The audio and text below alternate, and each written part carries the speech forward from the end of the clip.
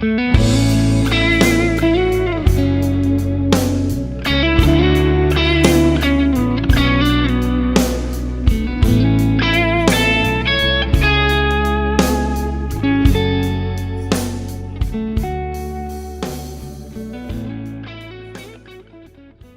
hi, everybody. This is Mark Chaffardini. Thanks for coming back to the podcast. You've caught me doing some light reading. Andy Timmons, how did you get so goddamn good? We are excited for our latest episode of the Go See Talk podcast experience. Before we get into the fun stuff, I'd like to cue up my co-host with the most, Matt Jacobs. Matt Jacobs, what's going on, buddy?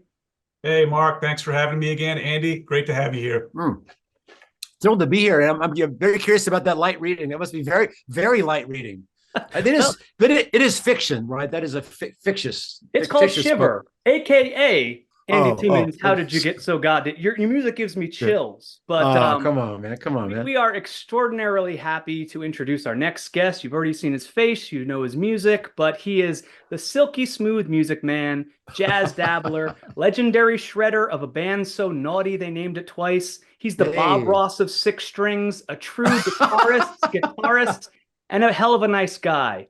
So when words fail, he doesn't. He is pure, tonally perfect playing abilities. So please help us welcome the Electric Gypsy himself, Andy. What Andy, an introduction! No, I just got to soak in that introduction for a second. That was quite lovely. You need to be my new press agent and write my bio or something, because that's way better than anything I've ever had. So thank you for that. Things are good. You know, it's not 100 degrees, so it's not so bad out there. I walk 4 miles every day. First thing is now my new little health regimen, and even when it was 100 degrees, I was out there doing it, and definitely life changing for the better. But all that to say is, all things are on track, doing good, working on lots of music, and happy to be here chatting with you guys. But that introduction is a lot to live up to. I hadn't heard the Bob Ross comparison before, but I guess I could get a perm and try to, go down that path a little bit. Well, there's a specific reason I brought that up. We'll get to later in all right, interview. But lines intertwining, yeah, exactly. So we plan this out methodically, a lot like you. I think that every step that you take to compose your magnificent compositions are so tailored and dense and absolutely laser focused. But Andy, you've been in Texas 27 years. We consider you a Texas boy. Can we go with a grapefruit of a question and just talk about your Deep Ellum days? What's changed? What's the same? Who are your friends? Let's go to town on that one. Oh man, so Deep Ellum for me, there was a pretty specific time that I was quite active down there. But so going back to how I ended up in Texas, I got here in '85 actually. I was just, I had been in Miami for a couple of years, my third and fourth years of college at the University of Miami, met some guys there, Steve Bailey, great bass player, Ray Brinker. They had gone to North Texas and Denton and wanted to move back there to record and form a band, which we did, called Brinker, which actually those tapes, that was recorded in '86. Those tapes just got released officially on an Australian label this year, which is, we don't like to rush into anything. We just waited, 40 years. But so then when that had its run, I joined a local band called the Molly Maguires, but I formed the Andy Timmons band. That first demo of my early trio is the tape that got in the hands of Danger. Ended up in New York, but then moved back here. So officially maybe '94, I became a permanent resident, because I've been here since then.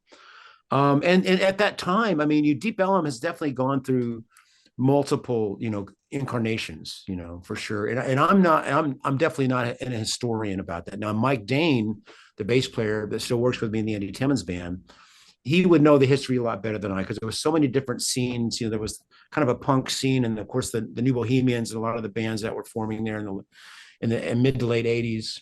But so when I came back to town, after Danger, not a lot of money, just needed to play a bunch of gigs. So I was just taking whatever local gigs I could and formed kind of a pseudo blues band with a guy named Mike Medina, a great bass player and friend of mine, and recruited Tommy Young on B3. And Mitch Marine was the original drummer. And we started playing every Wednesday night in Deep Ellum at a place called the Blue Cap Blues, which was on Commerce, I believe. Yeah, it was on Commerce. And anyway, played there literally every Wednesday night that we were all in town and available, so we had this platform to, get out and do this. We called it a blues band, but it was, Tommy was a big Booker T and the MG and Jimmy Smith disciple. So we had all that really greasy, good 50s, 60s blues, and jazz. So we did everything from, blues, but we do some of my, my instrumental material, or we do, The Loner by Gary Moore, whatever we decided, we felt like doing. But the Andy Timmons band would play. We used to play Club Dada early on. Yeah, that goes back to the late 80s. Some of our first gigs were at the Club Dada. Then, of course, the Trees, but yeah, the Curtain Club also.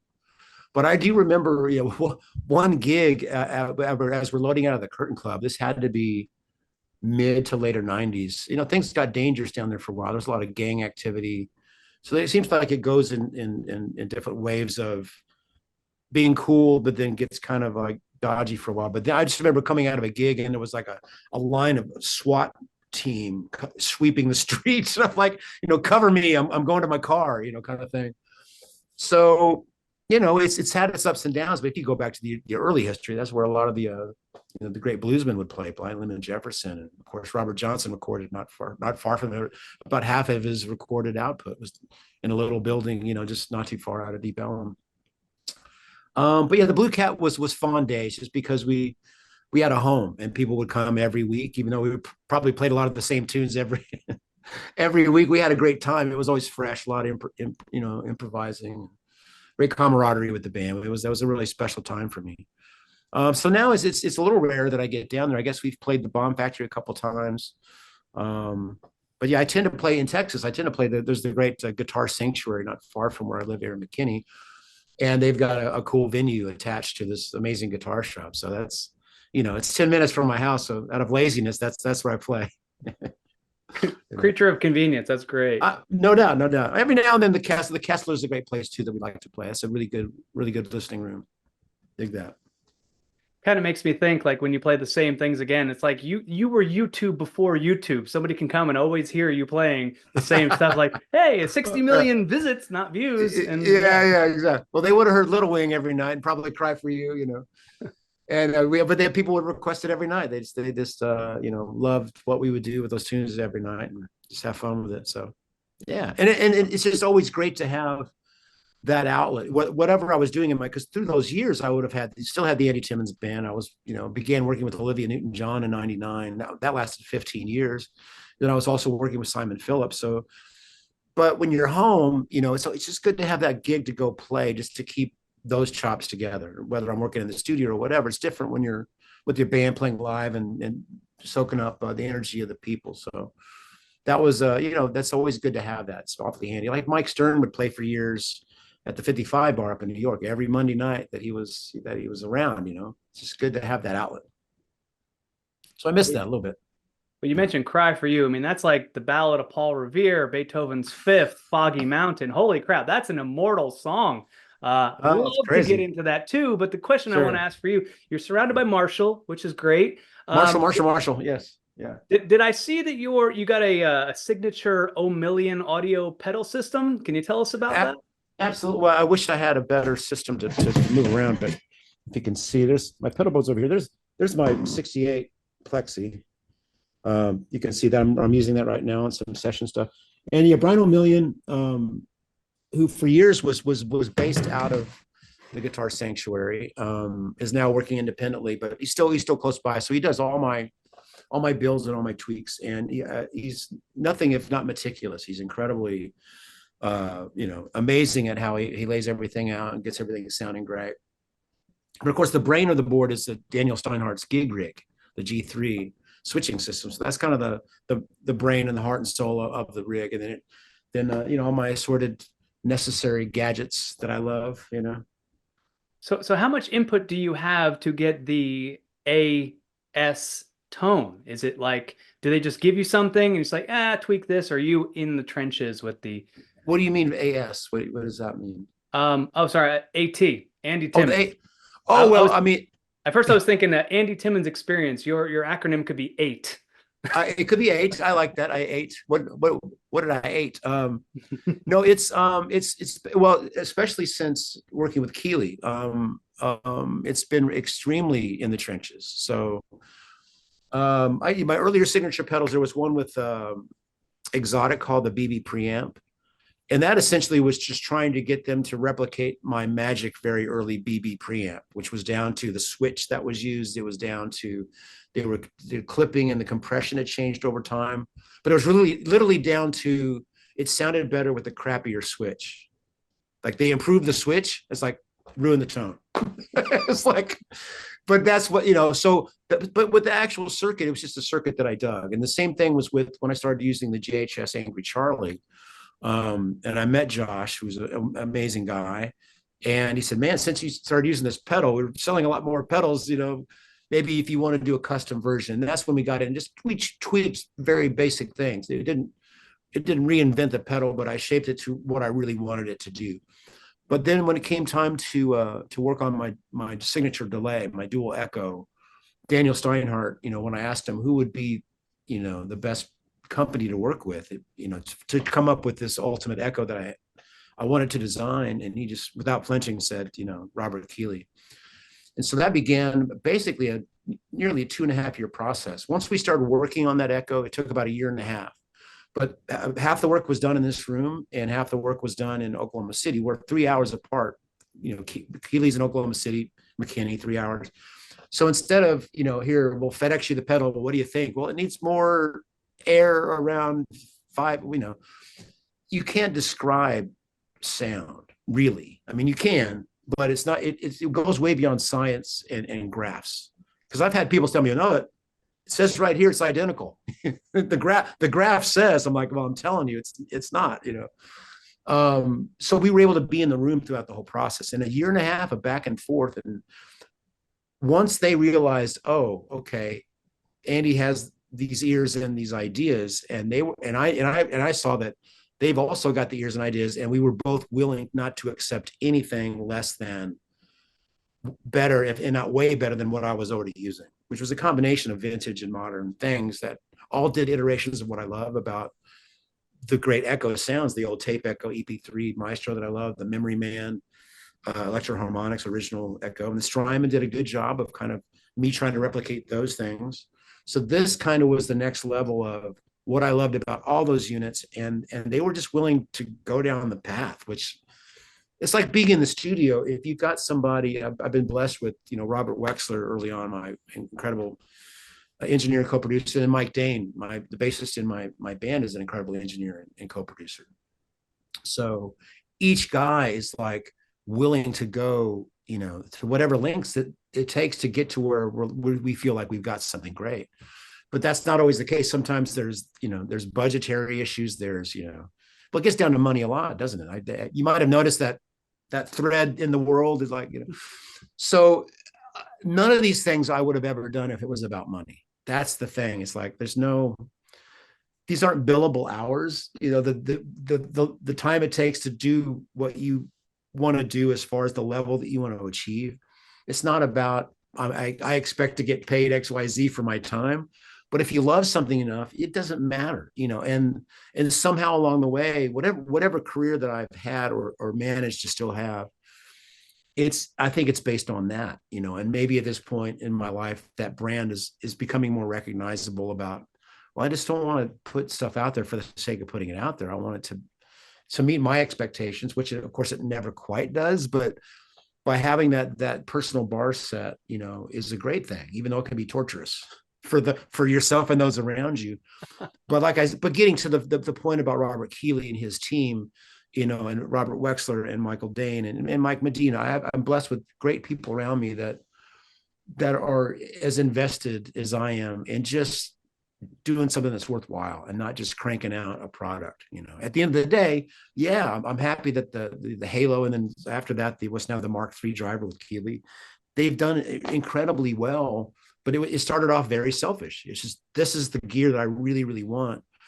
And then, of course, if there's people that are interested in my sounds, this is one way to get there quicker, because there's no secrets. It's like it comes, these are my sounds. And so I feel in a way that those pieces are as much of a legacy as the music and the playing. That's kind of an odd thing to think about, but it's true. And I see that is something I'm really proud of, Couldn't say it better Andy, myself. Yeah. Andy, is there any one piece of gear that you're particularly fond of in terms of how it came about, in terms of the development process and sort of where that piece of gear ended up? Yeah, well, that for sure is the Halo. I mean, no doubt about that. It's just I've been an Echo fan even before I knew what Echo was. You know, George Harrison's guitar solo on I Saw Her Standing There, which really is an echo, but it's extremely reverberant. You know, they put his guitar sound into that infamous Studio 3 reverb room, and I just always loved that ambient sound. And then when I heard, you know, guys in the 70s using the tape echoes, and that was just a thing. I love the space around the notes.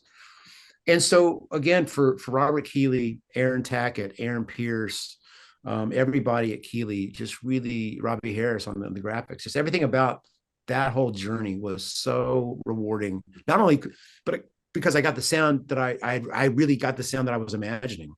That is really a better version than all my favorite old stuff. You know, I can go back to my old things and I hear what I love about it, but I also hear, well, it's not doing what we did. You know, it's not doing what this sound is. That again, just to have the imagination and the drive to want that very selfishly, but then to have that team be like, yeah, this is a blast. let's go for it. And it's still that way. I mean, we're still collaborating. Like I say, the Mark III driver is like the third iteration of Robert's original, you know, Keeley modded blues driver, which is an old Boss circuit that now we've taken to a whole nother level, capable of way more stuff. Love the old circuit. It's great. But so those two pieces specifically, of course, my guitars, you know, with Ibanez, you know, this was just a simple idea when I first started working with Ibanez back in 91. You know, they were like, you know, I was in danger, and I was, you know, doing, I guess, fairly well for whatever a musician thought they would be doing well with, which was being on MTV. But that's another story about what you think is the holy grail, which is completely not. But they were like, what's your ultimate guitar? We'll build you anything you want. I'm like, oh my gosh, one with 6 strings. I never had the wherewithal to try a bunch of stuff. I really had no idea. I endorsed Kramer before that, which was just out of an opportunity of having met Buddy Blaze, the artist relations guy.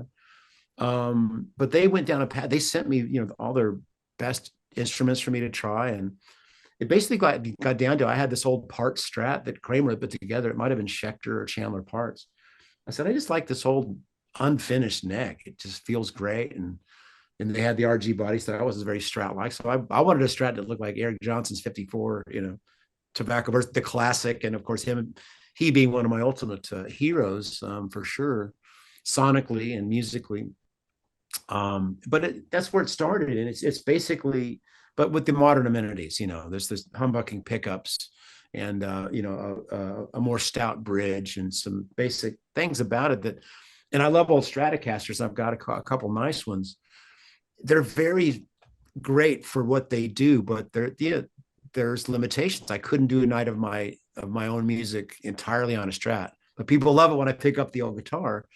But I'm also, you know, very blessed that, you know, we're still working on new designs with Ibanez. My newest guitar, the ATZ 300, I don't have right now. It's being refretted. But it's based on the old AT 300, which was the mahogany. I can't see myself on screen. I hope I'm still in focus here. But this is an old AT 300 from the mid 2000s. But this is instead of the old alder body Strat style, it's mahogany with a rosewood board. And so the new ATZ 300, it is mahogany rosewood, but the pickups are mounted in a pick guard instead of into the body. So it's kind of best of both worlds between the 300 and the 100. So I mean, just all of this is insane, because to be this little kid from Evansville, Indiana, with, you know, no idea how to do what I'm doing, meaning I couldn't have imagined having my own signature guitar or pedals. It's just unimaginable. There was, you know, very small town and kind of a narrow-minded, you know, thing that maybe I grew up with, but I just kept going. I just figured out guitar is my life. And I had a mother that raised, you know, her 4 sons with the idea of like, whatever it is you want to do, go for it 1,000%. And here I was, you know, growing up at 13 years old, I had Kiss pictures on all 4 walls. You know, I got my first job, bought my first, you know, no-name electric guitar, was listening to Kiss Alive. I'm learning how to play. And she could have been, oh my God, what is my kid into?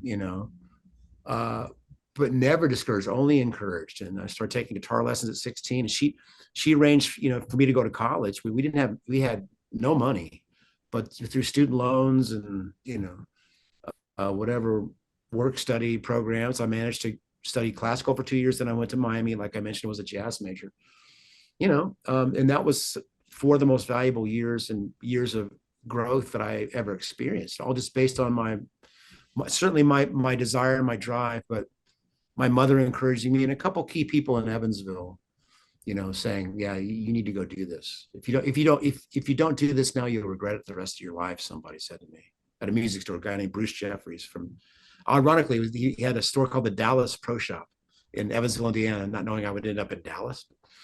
So there's those little key decisions along the way that is really the only reason I'm sitting talking with you guys now. I could have done fine if I stayed in my town and maybe have done okay, but it was just one of those things. I needed to get out and somehow meet similarly driven people, and that's what the music school was for me. When I got to Miami, there was some of the greatest players still to this day that I've ever gotten to hang with, and we were all just on fire together. There was some great fusion and jazzy guys and great readers, and I was kind of the rock guy. We just all hung together and learned together.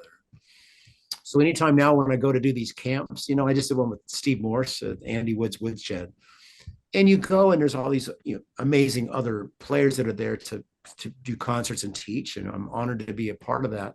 But then all the people coming from all over just to hang and learn, and they're all playing. It's like being in school where you get that energy of everybody that's got the same passion and love of something. That it's a special thing that not everybody has. That's why going to concerts is so special. Or if you're a churchgoer, anywhere you can go where there's people of like loves and passions, that's a beautiful thing. And of course music in general is a very positive thing to be a part of. So that has been my church, along with whatever beliefs. It's just, it's been everything for me and still is.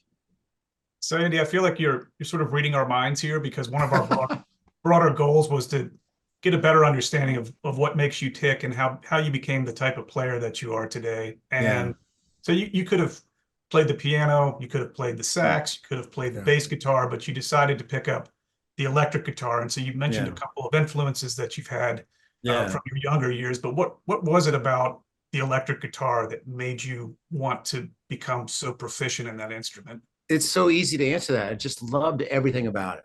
Again, even like I say, before I knew what a guitar solo was, the favorite part of that song, the flip side of I Want to Hold Your Hand, I saw her standing there, and it was just that music. And there was the sound of that guitar. And then, so I had three older brothers that, bought all the records in the 60s. I was born in 63. My oldest brother was 12 years older. So all those records in real time were in the household. And then he was buying, Dave Clark 5 and Herman's albums and Beatle albums. And I would see these instruments. And so I started begging my mother from the age of 4, there would be these plastic guitars at the dime store with nylon strings, and they were actually playable, and I would be learning, melodies on one string, even at the age of 4 and 5. My three older brothers played a little bit. There were acoustic guitars around the house. They showed me how to play I'm Not Your Stepping Stone by the Monkees on one string. And I was off and running. So it was certainly physical. I love the look of the guitar, the sound of the guitar. And ever since those early memories, I could just remember just wanting to do it. And once I finally got to the point where I could sneak into the rooms and try to learn the chords I saw them play, because it was kind of forbidden, verboten, don't go in my room and don't touch my stuff, which is what you need. You need boundaries with little brothers, I suppose. But no, I just started teaching myself a little bit. And then, my older brother, Mark, took me to his, he had a friend named Bill Doty that had a electric guitar and an amp. And he showed me the power chord and the A minor pentatonic. And, there I was. Once I figured out the Kiss was tuned down a half step, I started learning all those tunes and I never looked back. And again, I never had a specific path, and still really don't. It's just kind of this, I kept after it. I kept doing it. And that just seems to be a common thread with anybody that has any kind of career of longevity of any sort, it's the foundation is love for it. The foundation is driven to not accept where you are, you know. Being dissatisfied in a health is healthy to a degree. But it's absolutely necessary if you're going to keep growing. I always, you know, I'll refer to Jeff Beck for the rest of my life as far as somebody was like, he could have been he could have been on the guitar Mount Rushmore after Shapes of Things by the Yardbirds in '65. Just one of my favorite guitar recordings of all time. But he kept growing, he kept innovating. But by the time he got to the Jeff Beck group a few years later, it was the template for Zeppelin. He was there first, doing that with Rod Stewart, Ron Wood. It's just incredible records. And then he discovers Jan Hammer and Mahavishnu and goes down the path of fusion. And then where he ended up by the time he did Where Were You on Guitar Shop, or even more importantly for me, the Emotion and Commotion record in 2015, was it? Something like that. Maybe earlier.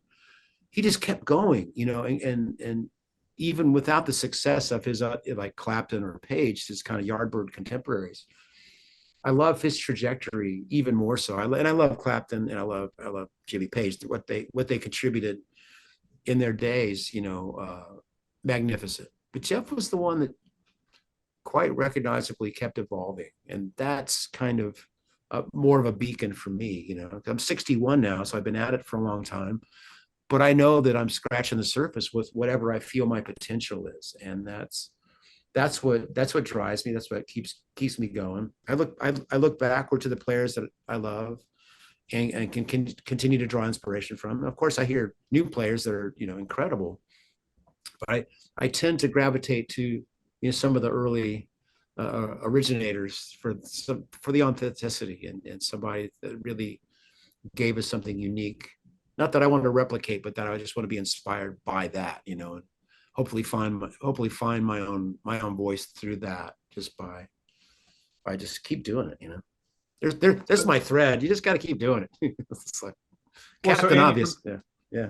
For those burgeoning guitarists out there that are thinking about how much they need to practice to get to whatever their goal is as a player, can you talk a little bit about how much you were practicing when you were developing as a young guitarist and reaching the level that you've you've gotten to as a young adult? And then what do you think about the notion that some people say it takes around 10,000 hours of practice to become a master at something, whether it's guitar or carpentry or some other type of skill? Sure. I mean, it's all valid ideas. Read the Malcolm Gladwell book. That's where that kind of originated from. It's a book called Outliers, and it's a really well written book about perspective, about success. You know, why certain people become successful at certain times. It's not just about the 10,000 hours. That's undeniable. You know, for the guitarist, fingers on the frets.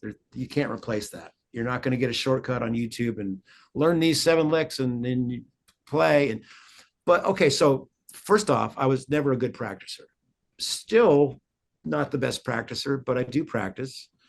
But I always played, and it's kind of the same, but it's not. So what I enjoyed was making music, and part of that was you do have to learn certain things, but then a lot of it is the repetition and the solidifying of those things, which it all contains foundation. You know, no matter what you're working on, it still involves the technique of producing the sound. And all that is the technique that is the basic stuff we all need to work on. Just, you know, from the vibrato to the tuning to, you know, bending and all these really basic things that are so important to the guitar. The time, of course. Yes, now there are, you know, there's infamous practice regimens. Steve Vai had the 10 or 12-hour a day practice routine, all these things, and results are quite noticeable with people that approach things that way, which is never my path. Again, for better or worse, I'm not saying, you know, not to do that. I just think that everybody kind of has to find their comfort level of what works for them. But by comfort, I don't mean, you know, not to work hard, but because I look back on it, and I was just always playing. The instrument was in my hands a lot. Even though I wasn't with the metronome, at least initially, I wasn't with a metronome playing scales, but I was playing solos with my hero with the record. So it, the drummer's the metronome and I'm playing music. So I think for me, whatever my personality type is or was, I was more interested in making music. And some people may not be so interested in playing those scales and learning things from that perspective. And when it comes to the scales and the theory, it's not necessary. What is necessary is the foundations that I mentioned and playing music. Now, when I was 16, I started taking lessons. I was a fairly good, I was playing professionally for 3 years already. I could play well, but then I started to learn how to read. And that teacher, Ron Pritchett in Evansville, also taught me he started loaning me jazz records. So the more that my listening taste broadened, the more interested I became in the guitar. So I want to know how to do that. Even if it wasn't distorted Ace Frehley, Steve Lukather rock guitar, it was still guitar, and I love the sound of it. I was lucky that I was a little less narrow after a while and really embraced, Barney Kessel and Wes and all music with guitar, and still to this day, I think that's what feeds my growth is being open to a lot of different stuff. I don't really listen to, I can't say that. I go through periods of not really listening to guitar feature type music, but I love all kinds of songwriting. I went through a year where I listened to nothing but Chopin a few years ago. And of course, that's influenced my writing heavily. Not that I've copied, I have learned some of his pieces, transcribing for piano to the guitar the best I could. But it was the emotional moments I would get from that composer. But it's the same with Beatle music to this day. There's still moments that you take with you. So you're circling back to the practice and all that. So, I mean, there's no substitute for time, and once I did get kind of more into a regular practice routine, I became a happier person as far as just making sure that before the walk, I'll play guitar first thing every day in my office. I'll get the coffee going and just enjoy that time on the instrument. And a lot of times it may just be improvising on a jazz standard. But when I do that regularly every day, it helps everything. The playing is more connected with whatever I do during the day. But I'm also a happier guy because this is my life. And when I'm doing more to honor that and really appreciating this is what I get to do, it feels great to further solidify and to try to keep growing, and then hopefully by the time it comes to making music, that shows up. Yeah. So Andy, having talked a little bit about your emergence as a guitarist, we wanted to kind of move forward a little bit and kind of go into your period as a solo artist. Sure. And we had a question thinking about sort of timing and achieving notoriety or fame.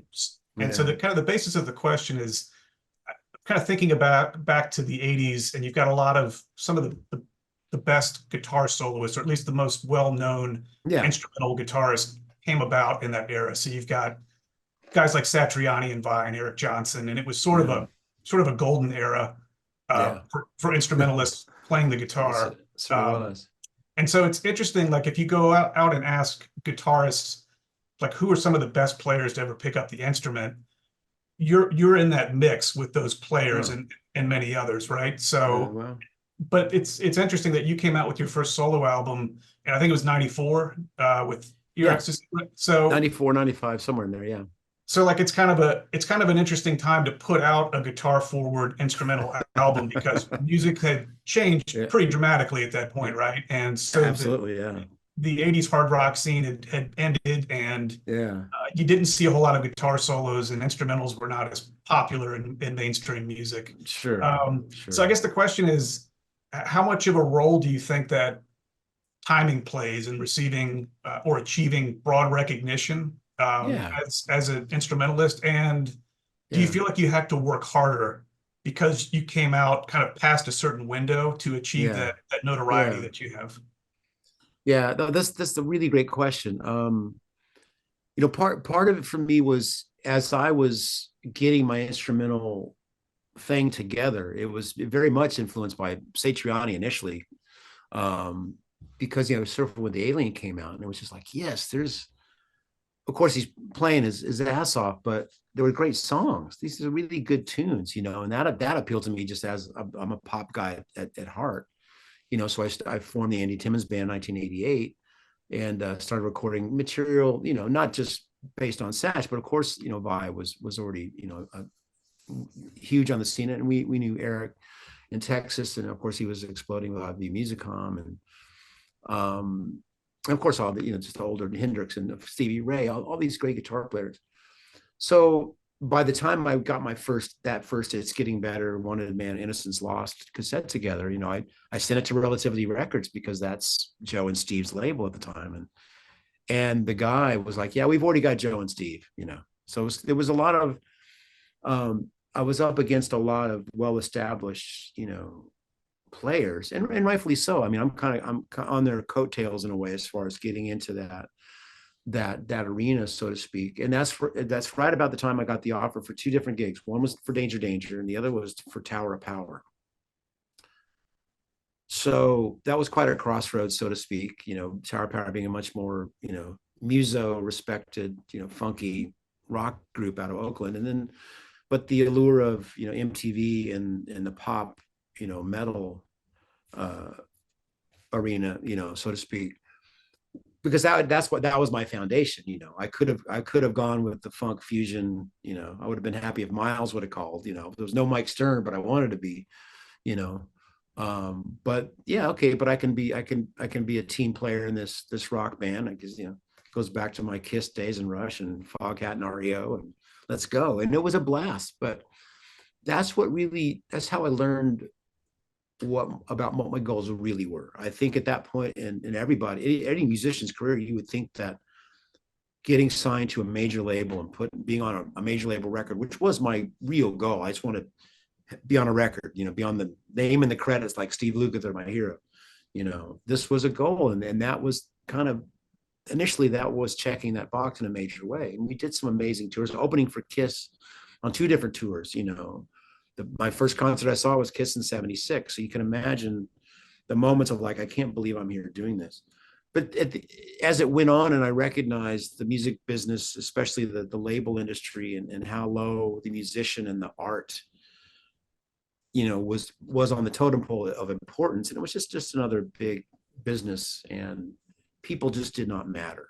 Careers just did not matter. And I saw those decisions being made while we'd be in meetings at Epic Records. And one of my favorite moments, or most, I don't want to say favorite, most memorable moment was we were in the meeting with the president of Epic, and they were promising us the world. We're releasing this new record. It's going to be great. You guys get out there. And somebody came in to ask a question about another band. We weren't friends of ours, but we knew their name from the label, and says, what about these guys? And they just said, the woman said, don't worry about them.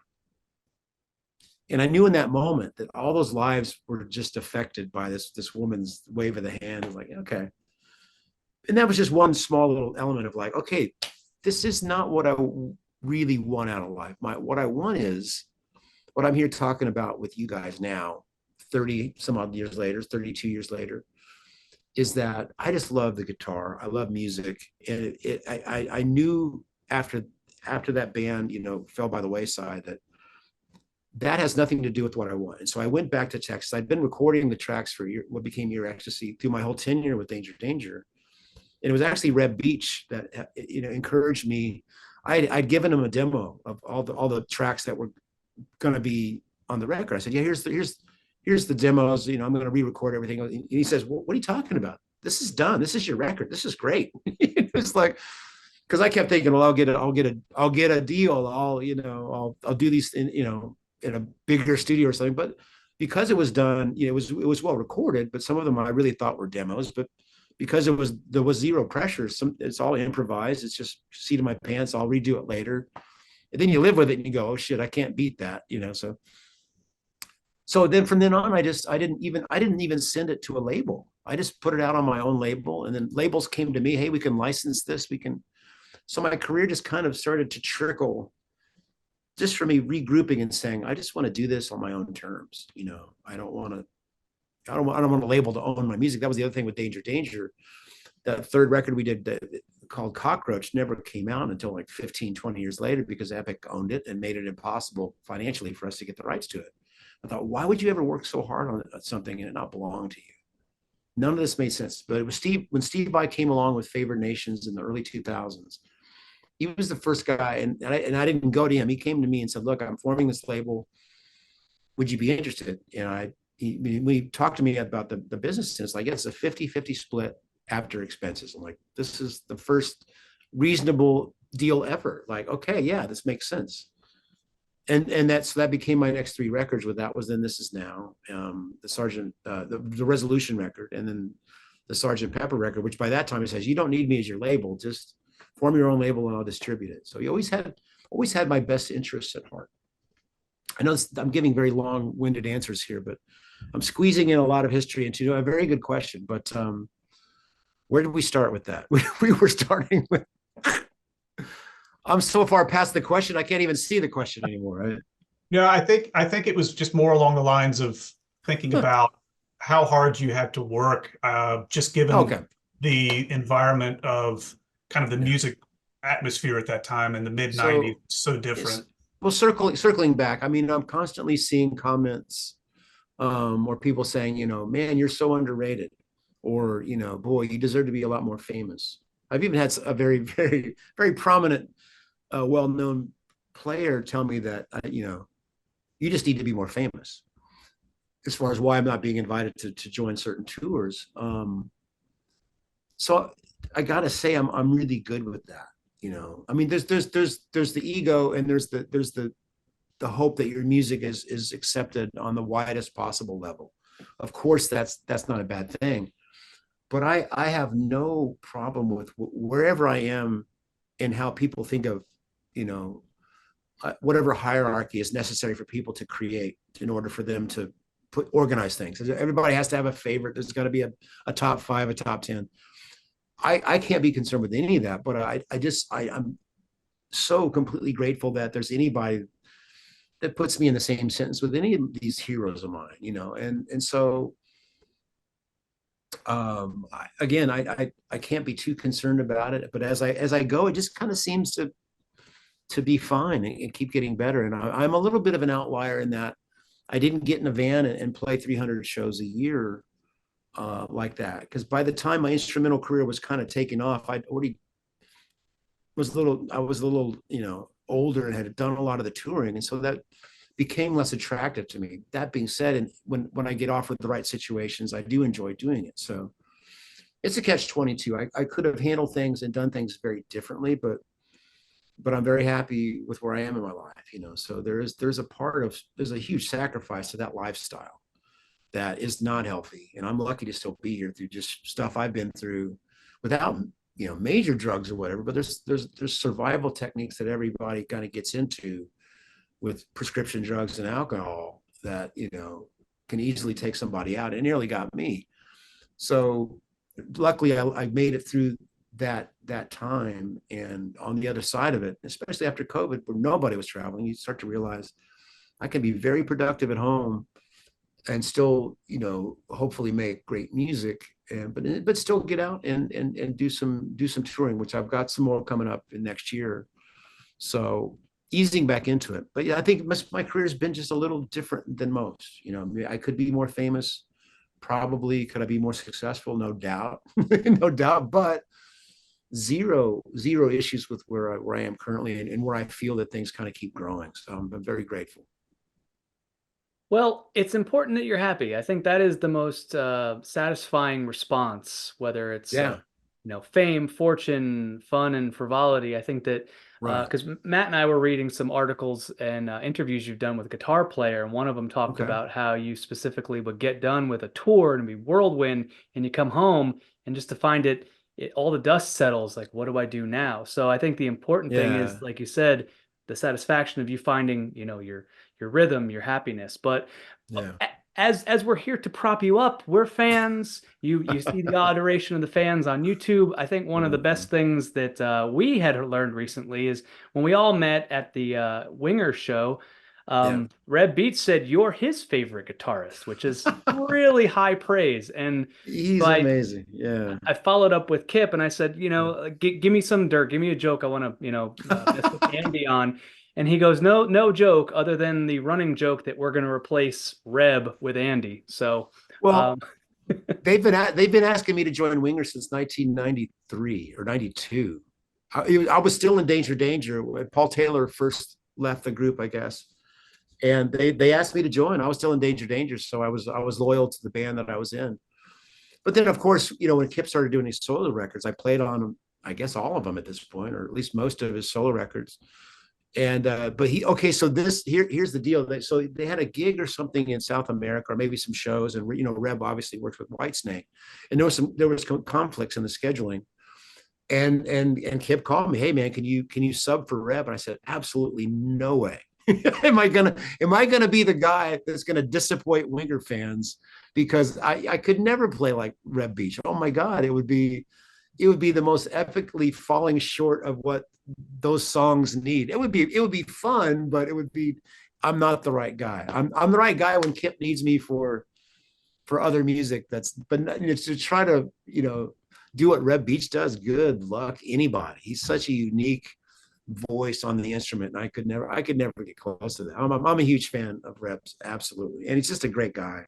We've been really, really good friends since those days, the early '90s. Yeah, well, yeah, he's one of my favorites. Yeah, knowing your lane is important, but I will just finish this up with one thing Kip actually said, and I don't have a problem showing this. He says, ask Andy about him playing on my first solo record. It was a magical experience for both of us. He's got a direct plug into the universe like no one I know. So that speaks more to your not emulating, like you're saying, you're going to Chopin, you're hearing soloists and trying to figure out how you interpret them, and that's what makes the Andy Timmons experience the Andy Timmons experience. Well, thank you, and of course, what Kip's talking about, I know exactly what he's talking about. But that was the environment that I was in. That was his music. That was his home outside of Santa Fe. It was his beautiful wife Beatrice was there at our sides the whole time. Their dog Ringo. And the beauty of that record was that I would fly in from Dallas. They'd pick me up in Albuquerque, drive up to Santa Fe, outside of where they lived, outside of the town. And a lot of times I wouldn't have the music in advance. Like he would just roll the tape. I would hear the song for the first time, and I would react. And we do a few takes like that. We do some sessions like that. The next time I come back, maybe a couple weeks later, a few weeks, we work on the weekends a lot. He would have taken like what he liked about my playing, and sometimes he would have orchestrated vocals and strings to go with it. It was just, but there was so much. He's right. There was so much that was just intuition and spirit, but that takes a brilliant writer and producer to let that happen, because he could have easily gone, okay, man, here's what I'm hearing, play like this, and there was some stuff like that. We totally clapped. There's a slide solo, a very George Harrison slide solo on a song called "How Far Will We Go?" I think that's the song. One of the songs on this conversation. It seems like a dream, and we composed it together. We totally heard, oh, George Harrison. Here's what would we do? And so there were some things that were very much like that, and some things that were just completely improvised. Like I said, I wish I knew some of the song titles and could remember the moments better. But that record may be my favorite record I've been a part of outside of my own music. It definitely is. I'm calling it that. It's my favorite record I've ever done outside of, because it's really me, reacting to his world and being inside his world. And that's what he would say to me, man, you're inside this music. He felt that. And it was an organic thing. So again, one of my favorite people, one of my favorite writers, and I'm just so proud of him getting through all the bullshit that was thrown at him so unfairly and unnecessarily. But to rise above all that and to keep evolving as a human being and as a writer is ultimately inspiring. So yeah, that's an emotional time for me. I really, really treasure that. Well, as we round down this interview, let's do a speed round. What do you say? Okay. You're sipping my Americano here. All right, I'm in. Yes, dear. Going back to the idea of you're the Bob Ross of six strings. You were saying in an interview. What does that mean? It's like because I paint in pastels. I'm not sure what the It is reference so refers beautiful. to. You make it look easy, and people Okay, are okay. jealous, and people are just in awe. That's what it is. Okay, But okay. you know, he famously says happy accidents, and I saw in an interview Oh, that you said it's okay to make an accident because you got to work through something.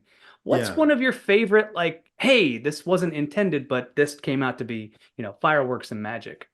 Well, that's the whole resolution record, being inspired by a comment from Steve Vai about a song called "Falling Down" that was on the first record he released called "That Was Then This Is Now." And he gave me a compliment. I like that one song because it's just one guitar, no overdubs. I can hear the fingers on the frets. It's not really a happy accident, but it's having the antenna to recognize, well, that's something that he likes, maybe. And that's what encouraged me to do that whole next record with no overdubs, because I was kind of bored with the instrumental guitar thing at that point. It's like early 2000s, 2003, 2004. It'd been done on such a high level by Steve and Joe and all these people that come before me. But it was recognizing that, yeah, what if I did that? And that's a moment where I had to reinvent how I was playing my music, because without overdubs, I've got to represent the harmony and the chords in a whole different fashion, and the tone better be great. And that's the first record that I start collaborating with Mike Dane as my co-producer and engineer. And again, talk about kindred spirits and people that are willing to spend the time to go down the path of to look for greatness, just to really try to achieve, maybe always falling short. But if you're going for the highest bar, you're going to get closer than maybe you would have had you been like, oh, that's fine, I'll let the engineer sort it out. That was one of those moments of just recognizing, this could make it interesting. I'm gonna have to work really hard. And I did. It took a lot of work to get to where I got on that record. But then I couldn't have done the Sgt. Pepper record without that experience. So just this recognizing this one little thing that somebody said to me changed my whole path. It just happened to be Steve Vai, but it can come from anybody. It can come from anything in your life that makes you go, what about that? So to kind of just be aware of that, making sure your antenna's up. And sometimes you don't know. I couldn't have known at that time by me having that thought, this is going to change my life, or at least my playing path. But it did. Matt, you go. Speed round. This is the slowest speed round ever. Okay. And how about this? So when you're on the road or touring, playing shows, what's one thing that Andy Timmons can't live without, and one thing you avoid at all costs? Well, floss. I don't want to go on stage if I don't have floss. I guess flossing's becoming more important in later adult life. Okay, but that is true. I'm not really kidding. Boy, I just got to have a shower. I don't want to day to day. Just got to have a good shower. And then what was the second part of the question? What? Yeah. One thing that you avoid at all costs on tour. Oh my gosh. I can't really think of anything off the top of my head. Obviously, just uncomfortable situations with anybody. I just want to avoid, just keep things peaceful. I'm a peace seeker, but I can't think of any specific. I think just, okay, pizza after the gig. I'll just call it that. Just don't order a bunch of freaking pizzas for before or after the show, because it's just the worst. It tastes great in the moment, but yeah. So I've got the next lengthy tour I do is like just a few weeks in Italy, and it's my favorite country to visit because of food. But I've already thought about the email. Okay, dear Ricardo, I mean, maybe pizza on a day off, but nothing at the show. I just want salads and some good protein. Yeah, because that's the thing, man. Just food affects you so much, and when you're traveling, and it's so easy to make bad decisions when you're faced with some of these, generic, food you get at some of the venues. So, but there's so much great food available in Italy. I'm going to make better choices and not eat crap after the gig. So that's what I'm going to avoid. We got there. All right. Rank these soloists in your order of preference or favorite. Joe Pass, Bill Evans, and Oscar Peterson. Assuming Bill Evans, the pianist. Okay, so for emotional content, no contest, it's Bill Evans. For pure bluesy greasiness, it's Oscar Peterson all day long.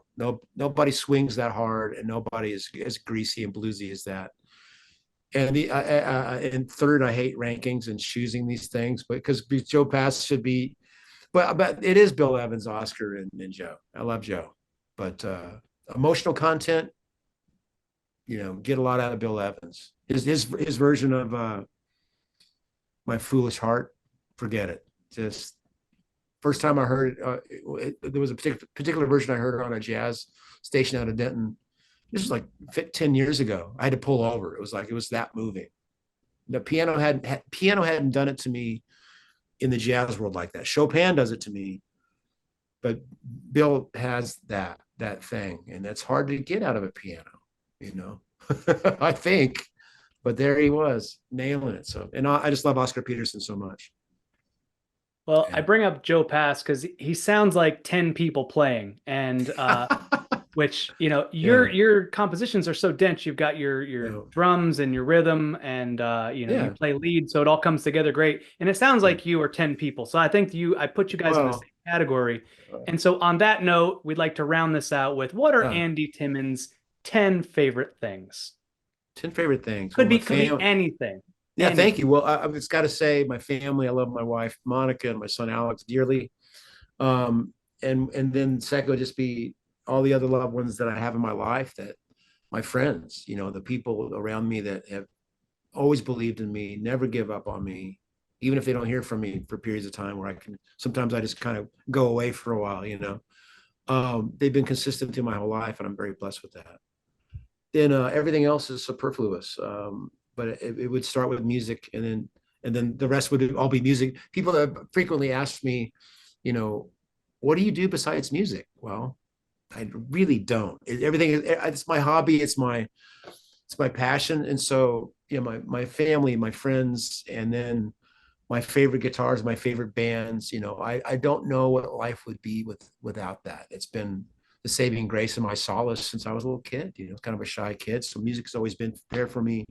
And now that I get to participate and produce music on the level that I aspire to, and that people respond to it, it's the most rewarding thing. So very thankful in that list of 10. I can't rank them all, but the people out there that, support what I do and that believe in my music and just receive it with the, the intent that I'm making, I can't imagine. Fame and money do not effing matter to me at all, but that does. And the fact that I get that so much from people that do know me and do listen to my music, that I feel like the most famous, richest person, but in the best possible way, without the burden of money and fame. Because I think both of those things are not great. And you can look at every famous rich person and get plenty of evidence of why that's not the goal here, folks. At least that's what I've learned. That's what's important to me. So I'm on this path. I'm, feeling strong and healthy. I want to just keep going, and hopefully we can be on that path together. But really, as I feel this is winding down, these are some of my favorite questions I've ever gotten. And I know I tend to ramble and answer length, but that when I'm in the right, it's like being in the studio with Kip. You guys are providing me that ability to be me. And so I appreciate that. And I thank you both for, I knew Kip wouldn't have sent me your way had he not felt that way. So kudos to Kip. It's like we said at the top of the hour, it's Kip met. So it's that's exactly. Well, we are the Kip Winger fan club here. So yeah, everybody go to kipwinger.com and send him lots of love, or wherever he's at.